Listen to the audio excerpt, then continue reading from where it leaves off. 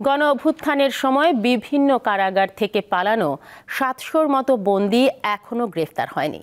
বুধবার সংবাদ সম্মেলনে কারা অধিদপ্তরের মহাপরিচালক ব্রিগেডিয়ার জেনারেল সৈয়দ মোহাম্মদ মোতাহের হোসেন এ তথ্য জানান।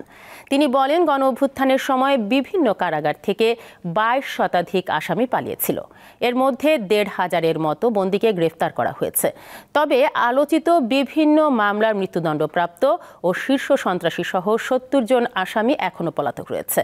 কারা মহাপরিচালক জানান, দেশে মোট ৬৯টি কারাগার রয়েছে। এর মধ্যে ১৭টি কারাগার ঝুঁকিপূর্ণ।